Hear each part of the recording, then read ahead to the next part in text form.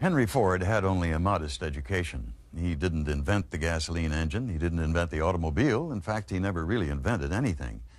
And yet, by the time he died in 1947, Ford and the company he founded had a profound effect on the world he taught to drive. Given all that he accomplished, it's hard to believe that Henry Ford was almost 40 when he established the Ford Motor Company. At the time, America was more agricultural than industrial, and horseless carriages were toys for a wealthy few. But in just 4 decades, Henry Ford had, in his own words, invented the modern age. Join me now as Biography presents Henry Ford.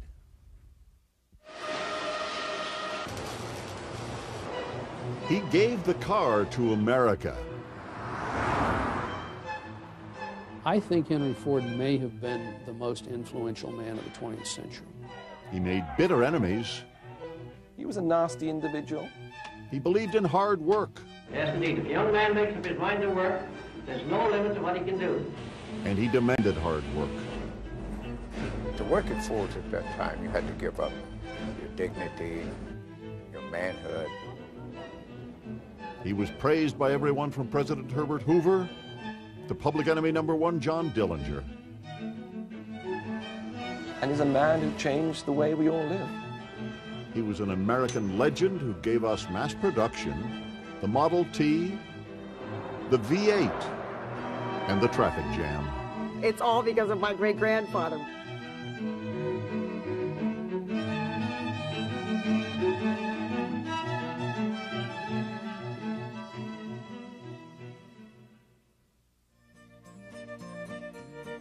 Henry Ford, this man who gave America the automobile and mass production, was born while the Civil War was still raging.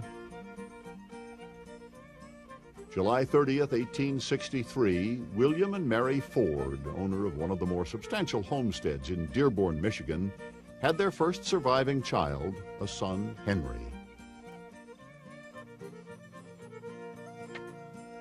Henry Ford didn't like the hard life of farming that he'd been born into, but at least the local one-room schoolhouse offered some escape from the long hours and endless chores. And he was naturally curious. Henry Ford was a natural-born mechanic. He had innate ability. One of the first places that he was able to begin to hone that ability was when he received a watch for his 13th birthday. Like a lot of little boys who wanted to know about machines, he took that watch apart. Unlike most little boys, he was able to put the watch back together again. But in 1876, Henry Ford's orderly world fell apart. His beloved mother, Mary, died during childbirth. Henry was 12. The loss left him reeling. Henry had a story about the first time he ever saw a working machine. It happened just after his mother had died, and psychologists wonder whether this had some sort of effect, the two events being linked. He was going along with his father, and he saw one of the farm machines that were used in those days coming towards him down the track, but with one addition. It was moving itself because the engineer had fixed a chain from the axle of the machine to the wheels. So it was a sort of crude, self-propelling motor car. And for Henry Ford, this was like the road to Damascus. He'd never seen anything like this. Ford knew then that he wanted to work with machines. So at the age of 16, he left the farm and walked the 9 miles into Detroit. There, he eventually found work at the Dry Dock Company, makers of iron boats. It gave him a chance to work on motors. Ford's practical education had begun. After apprenticing for 3 years, Henry Ford determined that he'd learned all he was going to at the dry dock and returned to the family farm. But he didn't leave his love of machines behind in the big city. He hired on with the Westinghouse Company to demonstrate and repair machines throughout southern Michigan. During this period, Henry met a young friend of his sister Mary. Her name was Clara Bryant, and he knew she was right. Clara resisted at first, but finally relented. On a spring day in 1888, wearing a wedding dress she had made herself, Clara Jane Bryant married Henry Ford. Ford built this home for his young bride and tried to settle down to life on the farm. But the farmer's life didn't satisfy Henry Ford's ambition. The industrial age was taking root in the cities, and Ford wanted to be a part of the excitement. On a trip to Detroit, Ford had become interested in the gasoline-powered automobile, like this one built by the Duryea brothers of Springfield, Massachusetts. There was a revolution going on, and Ford wanted in. In 1891, Henry Ford moved his young wife to Detroit and took a job at the Edison Illuminating Company. Here, he moved swiftly through the ranks, more than doubling his starting salary when he was promoted to chief engineer. And the extra income helped. On November 6, 1893, Clara Ford gave birth to a hardy baby boy, Edsel Bryant Ford. Newly inspired, Ford set out to build that gasoline-powered vehicle that had been taking shape in his mind. Henry Ford had an enormous capacity for concentration. He became something of a mad professor when he was actually working on a project. And so when he was building his first internal combustion engine, his own version of it, he got so wrapped up that he brought it home on Christmas Eve when his poor wife was cooking the turkey and getting the meal ready and everything. And right in the middle of all this, he stuck the machine on the kitchen sink, screwed it to the sink, got his wife, whose hands were all covered with gravy and stuff, to actually drip gasoline into the top of it. He connected the wires and started the machine and was quite oblivious to the fact that he was filling the kitchen with clouds of exhaust smoke. In a shed behind his home, Ford's automobile slowly took shape. With the help of friends from the Edison Company, he began building the vehicle he called the quadricycle. It was called this for good reason. His plan called for two bicycles to be placed side by side and powered by a crude gasoline engine.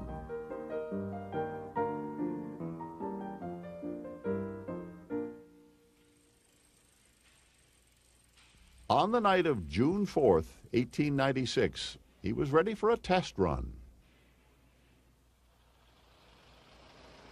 Aside from one breakdown, the trip was a success. Henry Ford had made his first car. It was only 3 years later that Ford took a local backer for a ride around Detroit. By the time that ride was over, they were in business. The Detroit Automobile Company opened with Ford as the mechanical superintendent. But the venture only lasted a year. Ford could make a car run, but he wasn't capable yet of manufacturing enough of those cars to make a company run. Ford wasn't discouraged, though. He hatched a new plan: to build a racer. Ford saw racing as a way to spread the word about his cars and spread the name of his cars. And that was one of the reasons that he and his backers in his second company finally parted the ways, because they got tired of him racing. They wanted him to devote his energies to the production car. But Ford continued racing, and with the notoriety, got the backers he needed to form the Ford Motor Company. He designed his company's first car and set out to conquer production problems that had plagued him in the past.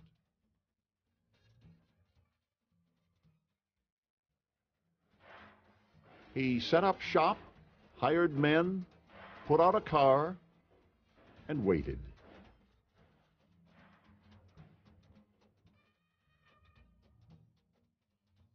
In July 1903, Ford sold his first car, a Model A, to a Chicago dentist. Two-time failure Henry Ford, at the age of 40, was about to experience success beyond anything he dreamed possible.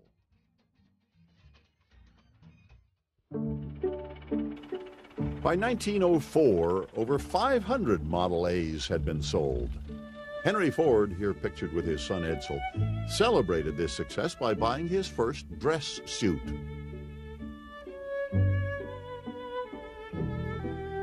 At the same time, Ford Motor Company was upgrading the line with the Model B. It was bigger, more powerful, and considerably more expensive than the Model A. But Henry Ford just couldn't get comfortable with the notion of a luxury car. From the beginning, there seemed to have been two strands in American car making. There were the people who were making horseless carriages for the rich, loading them down, making them heavy and luxurious. And then there was Henry Ford, who had this idea that a car should be able to go along the rutted tracks. It should be able to drive across a plowed field. A farmer should be able to use it and take a wheel off it and fix a chain to it and cut some trees down or husk some corn. That was all he was interested in from the start. Henry Ford brought this vision into the shop and tinkered until he came up with his ideal automobile, the Model T. The Model T was simple, reliable for its day. It was very, very rugged.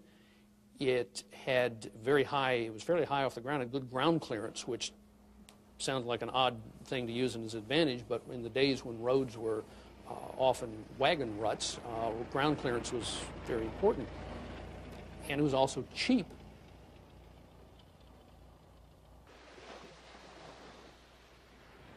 The Model T was an astounding success.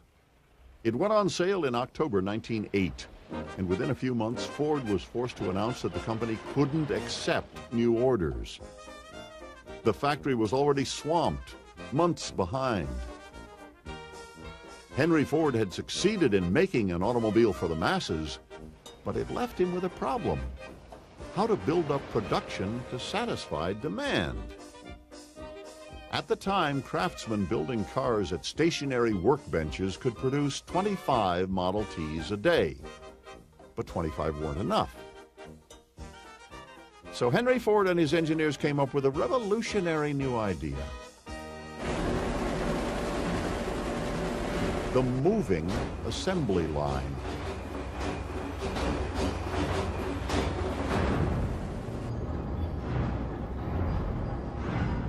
August 1913, a chassis was put in motion at Ford's Highland Park plant.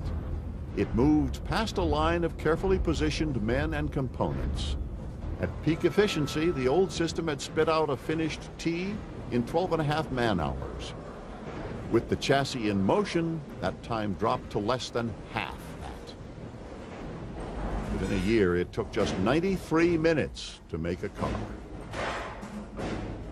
With production getting more and more efficient, Ford was able to cut hundreds of dollars off the price of his car. Cutting prices enabled Ford to achieve what he claimed were his two aims in life: to bring the pleasures of the automobile to as many people as possible, and to provide a large number of high-paying jobs for his workers. But there was a factor in the equation that he hadn't yet considered.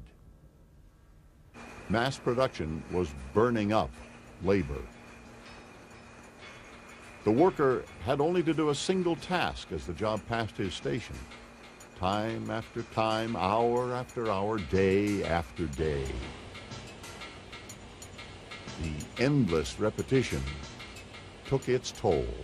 To work at Ford at that time, you had to give up your dignity, your manhood, and your self-sense. You had no control over those things at all. You were just at the mercy of the Ford Motor Company. If you worked on that line, you sweated. You really worked hard. You're kind of a slave to that line. And you went to bed at night and you dreamed about working. You worked all night long in your dreams. The turnover rate became such a problem that the company had to hire close to 1,000 men for every 100 jobs it hoped to fill. And hiring and training men cost money. Something had to be done. Again, Ford came up with an answer: the $5 day. Henry Ford would pay his workers more than twice the going rate. It was front-page news across the country. Workers flocked to the gates of Ford Motor Company. The $5 day made good business sense, but Ford was also genuinely trying to improve the lives of his workers.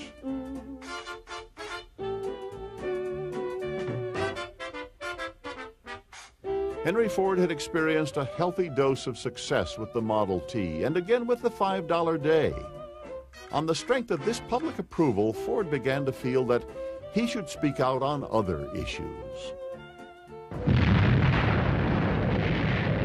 And with Europe exploding into war, he tried international politics.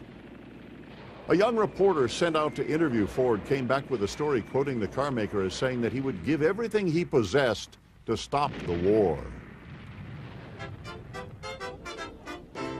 As the story spread, a noted peace activist approached Henry Ford. She found him a willing listener. Ford agreed to attend a meeting that very weekend in New York. There, his name was added to a delegation that would petition the warring governments. They weren't the sort of people that he would normally have got involved in, but they did flatter him. It was a simple sort of solution. Charter a ship, go to Europe, stop the war. Henry Ford can produce a Model T. Why can't he stop a world war? It was an illustration both of his idealism and now of his arrogance. The peace delegation was far from united around the cause. As members fell to arguing and backbiting, the shipboard press delighted in sending scathing stories home. By the time the ship docked in Norway, Ford was deeply discouraged. He left for the States just a few days after landing. Back home, though, Ford found himself again a hero to the common man, a modern-day Don Quixote. Maybe it had been foolish to think that he could end the war, but even his critics admitted that at least he had tried. When America did enter the war, Henry Ford stood by his country. With American boys leaving home, Ford opened his company's facilities to the government. The government, and the country for that matter, considered Henry Ford capable of producing miracles. Model Ts served as ambulances and staff cars. And with Allied shipping in the North Atlantic plagued by German submarines, the Navy turned to Ford to build the Eagle boat, a sub-chaser. But by Armistice Day, only a handful had been delivered. With the war over, Ford could turn his attention to other matters. And there was one matter he found especially irritating. It was the issue of who really controlled Ford Motor Company. I think things really began to change for Henry Ford in 1919 when he bought out all his stockholders. And he increasingly felt that they were interfering with the way he wanted to run the company. And with his wife and with Edsel became the sole owners of Ford Motor Company. From that point on, he personally had the majority stock. From that point on, he was in effect dictator of Ford Motor Company. He didn't have to answer to anybody else. Personally now, I think this is a classic case of absolute power corrupting. And what Henry Ford planned to do with that power was far grander than anything he had done before. The tough, shrewd businessman that ran Ford Motor Company was a much different man at home with the family. As I remember my great-grandfather, he was very sort of tall and thin, and he had the most incredibly hard handshake.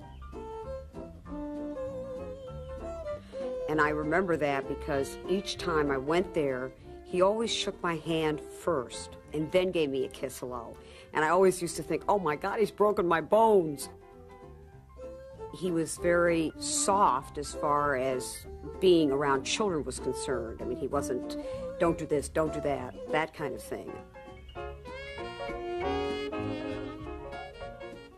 I think he enjoyed it when we did come around to play. Henry Ford was a dreamer. Once the old stockholders had been bought out, he was free to lead Ford Motor Company anywhere his imagination took him. And that was often a long way from automaking. He also produced the Fordson tractor. He tried to bring aviation to everyone's driveway with a single-passenger flivver plane. Henry Ford operated an early airmail route and the first regularly scheduled passenger flights, here promoted by the Our Gang Kids. He set up and funded several experimental schools. And at the Edison Institute at Greenfield Village, Ford's museum and restored American town, he created a tribute to the spirit of innovation, honoring such greats as his friend, Thomas Edison. But the grandest of Henry Ford's dreams was the Rouge, a plant that was itself a giant machine. He built that plant along the banks of the Rouge River in Dearborn, Michigan, and in its time it was the greatest industrial complex on earth.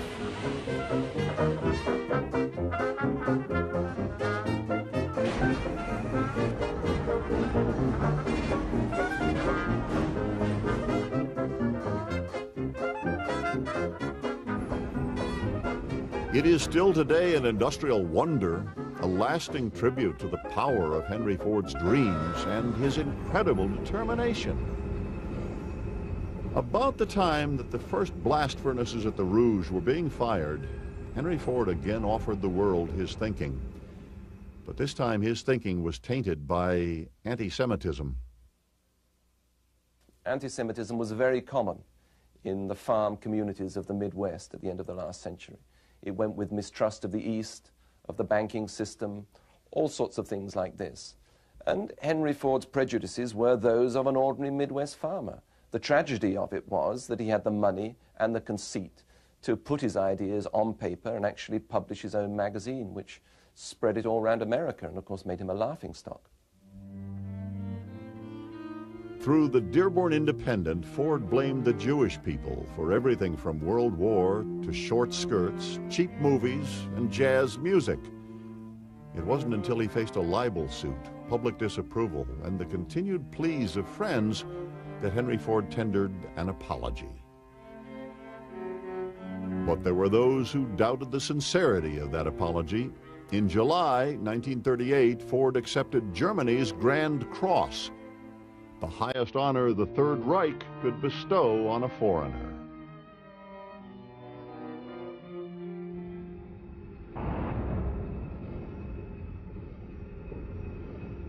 As the 20s wore on, Rouge workers continued to pump out hundreds of thousands of Model Ts. But Henry Ford began to find himself falling behind the times. He liked an older America. He was never comfortable in the modern world that he had helped to shape. His son Edsel, by this time second in command at Ford, was from another generation entirely. He liked jazz, contemporary art, and an occasional cocktail. Henry Ford was a teetotaler. He preferred bird watching and old-time country dancing. In this rare footage, Ford demonstrates just how far he'd go to popularize those old steps, even choosing an occasional Ford executive as a partner.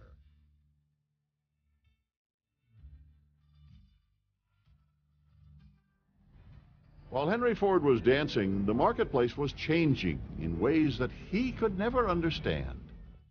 For the first time in almost 2 decades, Ford's Tin Lizzie had a serious competitor. The car that really did in the Model T was the Chevrolet.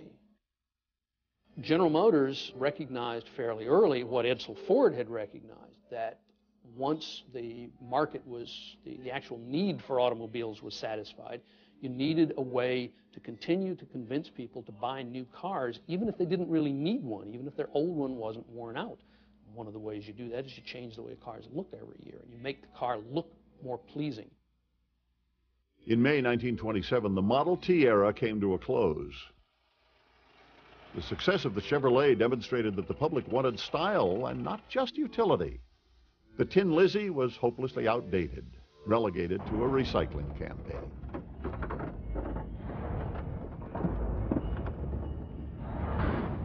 For years, Ford Motor Company had been dedicated to a single purpose, producing Model Ts. But the market demanded change. Edsel was the one that really convinced his father, Henry Ford, that, we ought to bring out the Model A, Dad, because the T's a perfectly good car, but we've built it for 20 years and we haven't made any changes. And change was just what Ford needed, but it came at a cost. Thousands of Ford workers were laid off. They sat home 6 months while Henry Ford tried to figure out some way to get back into the marketplace. At the age of 64, he was starting over. But the old man was up to the challenge. With the release of a brand new Model A, Ford Motor Company came roaring back to life. Model A was an excellent automobile. It wasn't revolutionary like the Model T. It wasn't a car that pushed the boundaries of automobile design, but it was a thoroughly up-to-date, thoroughly modern car. The Model A was a rare triumph for the partnership of Henry and Edsel Ford. Over the years, their relationship had fallen apart. Henry wanted his son to be tougher, more assertive. He thought that reversing his son's decisions and disagreeing with him at every turn, he would force Edsel to fight back. I think he was just a weaker person. He didn't have the strength. I mean, Henry Ford, I think, was much tougher. Edsel was just a really nice guy. Well, nice guys don't necessarily go places in life. With the success of the Model A, though, Henry and Edsel Ford were going in the same direction.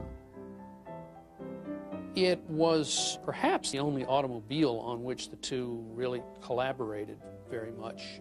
Henry had a lot to do with the mechanical details of the car.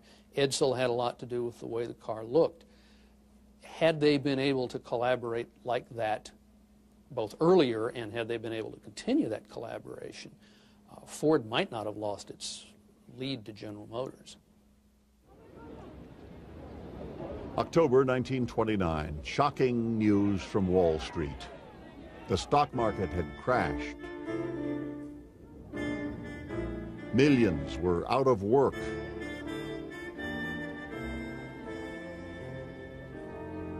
Of course, Ford's great personal fortune kept him far removed from the nation's suffering. Normally, public speaking paralyzed Ford. But here he joined good friends Thomas Edison and Harvey Firestone in an historic radio broadcast offering their wisdom on the Depression. If a young man makes up his mind to work, there's no limit to what he can do.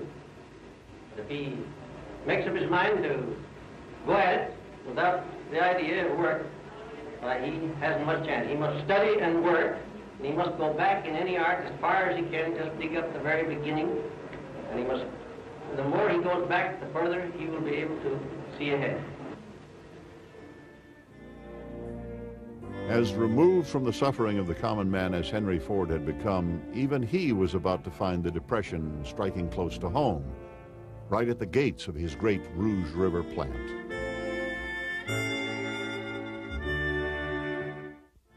The Depression devastated working America. For many, there were no jobs, no money, no hope. Ford Motor Company was better off than most. The company rode out the first year or two on the strong showing of the Model A. Henry Ford even fought a one-man war against the Depression by raising his workers' wages and dropping the price of his automobile. But he could only hold out for so long. In 1931, the Depression caught up to Ford. After 3 years on the market, Model A sales fell dramatically. The Chevrolet, with its 6-cylinder engine, and the new Plymouth cut into Ford's market share. Once again, Ford was forced to shut down production and send workers home. Those who stayed found their wages cut. Frustration boiled over. On a bitterly cold day, a crowd gathered to march on the Rouge plant and confront Henry Ford with a demand for more jobs. At the Dearborn city limits, local police had massed, but the marchers ignored their orders to disperse. Police attacked, and a full-scale riot broke out.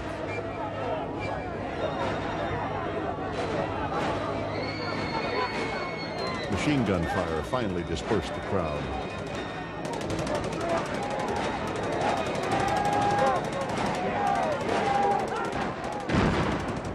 In the aftermath of the fighting, 4 young marchers lay dead. A 5th died several days later.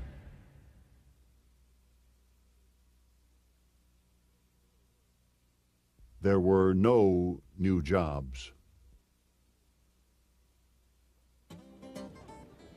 What finally brought the workers back to the Rouge was yet another of Henry Ford's inspirations, the Ford V8. The V8 was Ford's last great triumph. Chevrolet had brought out a 6-cylinder engine, which was more powerful than Ford's 4. Henry didn't like 6-cylinder engines, so he wanted to go to a V8.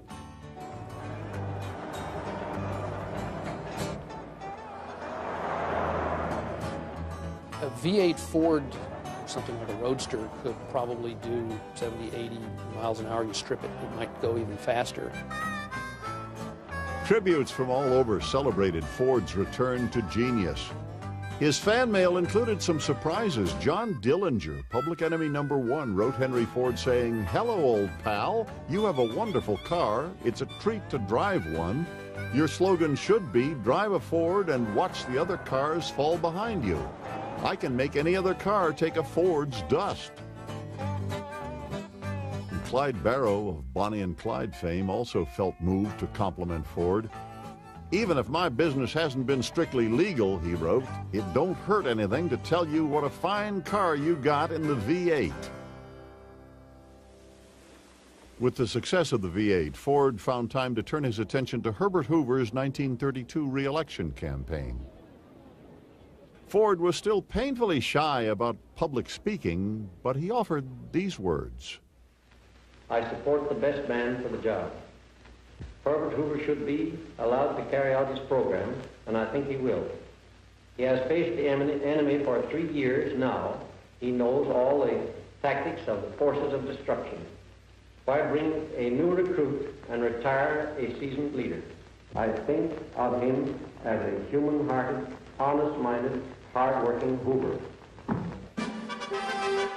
Americans in record numbers disagreed with Henry Ford's politics in 1932, but given the sales of his V8, Henry Ford and his son Edsel had reason to feel optimistic as they looked ahead. They've been asking us what we think of the coming year. All I can say is that we feel pretty good about the outlook. The United States, even when it is running in low, is a pretty big business proposition. But I believe the country is getting ready to make a very decided step forward next year, and we are doing all that we can to help it along. What do you think of that, Father? Well, I think everybody's decided that they've got to go to work. And I think from now on, that there's no one can stop this great country from going ahead. And those that went to work at Ford found labor relations falling apart.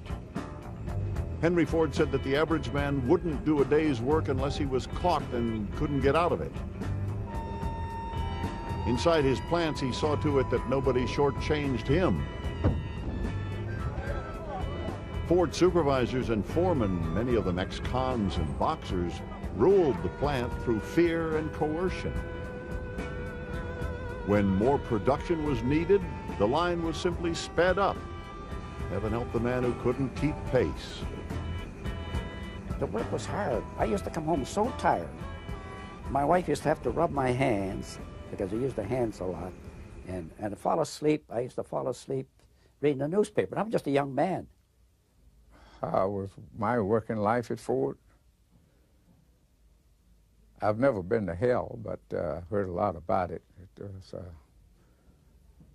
was like working in hell. The harassment, the threats, the working conditions, and the continued watching over you by what they had called at that time star men.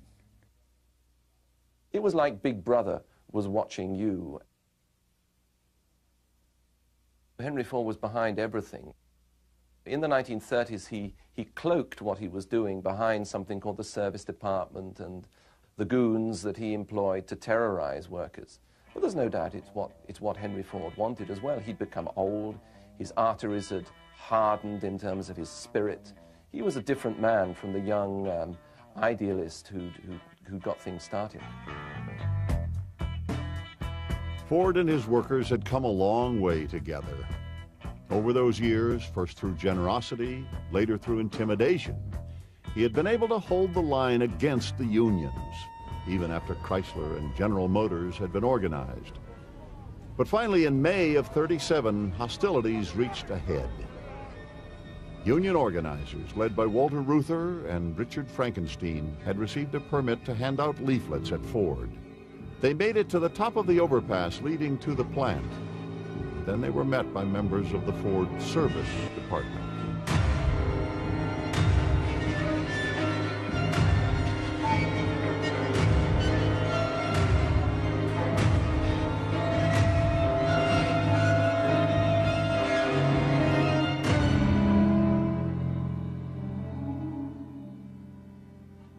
The fight at the gates of Ford left the union leaders battered, but no further ahead in their struggle.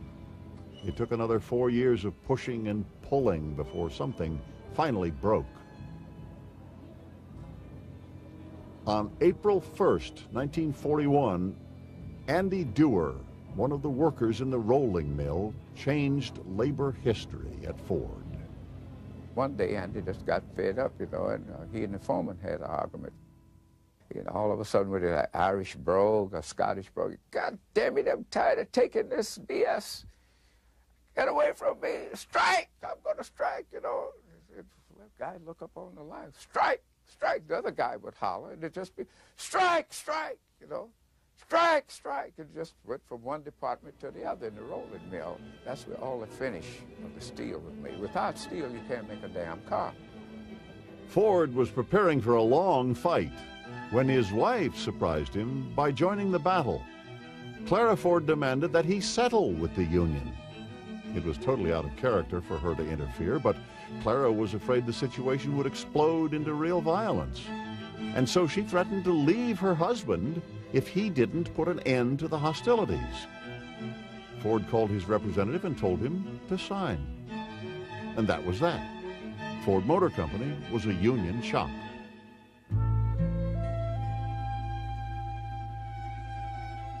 While peace was restored for the moment, Henry Ford was about to face personal tragedy on its most profound level. Edsel Ford had been president of Ford Motor Company since he was 25 years old, but there was never any doubt about who really ran the show. Henry Ford was an engineer and a tinkerer, and Edsel was a completely different man. Edsel was a very gentle man. Edsel was a man who endowed the arts in Detroit. Edsel was a designer. Edsel was a modern thinker, and he was the kind of man, it seems to me, that his father, Henry Ford, had a difficult time dealing with because they were really opposite personalities. I think Henry Ford, the history books will always look upon the first Henry Ford as you know, the originator of the company and so forth and so on. And yeah, I do absolutely believe Edsel Ford was underlooked. What Edsel Ford lacked was the ability to stand up to his father. For years, Henry Ford undermined his son at every opportunity in a campaign to make him stronger. Edsel Ford internalized the conflict and carried on at Ford his steady presence of balance to Henry's unpredictable ways. When World War II broke out, the Allies suffered defeat after defeat. The nation naturally looked to industry for help. Everyone was expected to pitch in. Ford was asked to produce Jeeps, troop carriers, trucks, tanks, and more. But the company's most important project was the B-24 Liberator bomber. With Ford approaching his 80th birthday and not yet recovered from a 1941 stroke, supervision fell largely to Edsel, and he had medical problems of his own. Still, company spokesmen were optimistic enough to predict that one B-24 would roll out of their plant every hour. But by the end of '42, only 56 planes had been built, far short of the prediction.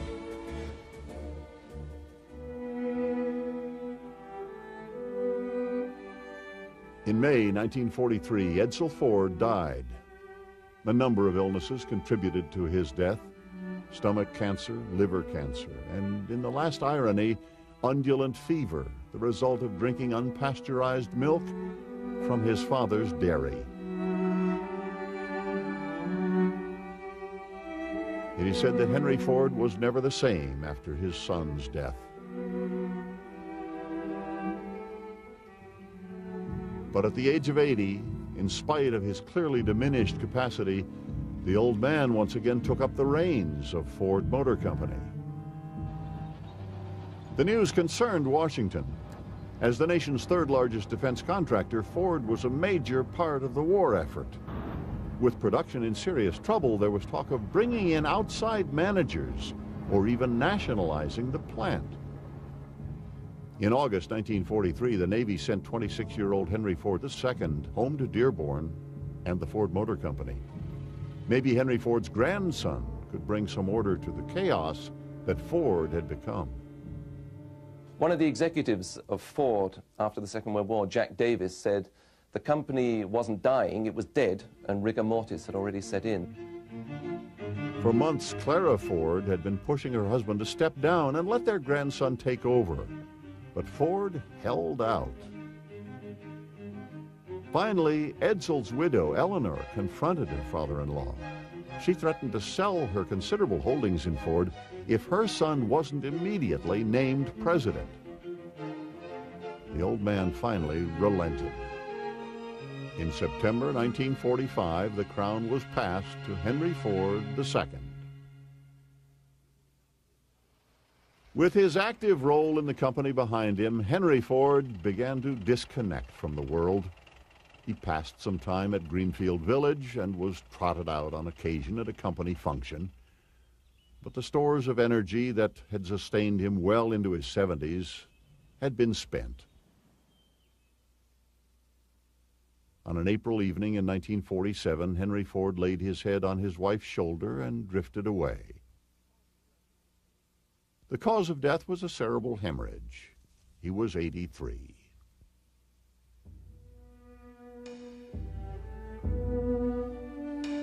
Tens of thousands of people lined up to view Henry Ford's body as it lay in state.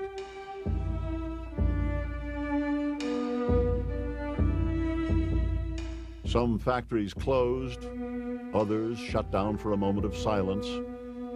In all, it's estimated that close to 7 million workers were involved in some demonstration of sympathy for the man who had irrevocably changed their lives.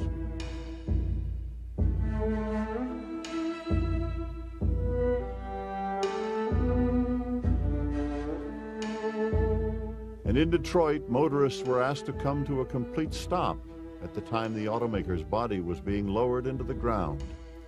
For that second, when the automobiles came to a stop, Detroit was returned to the way Henry Ford had found it.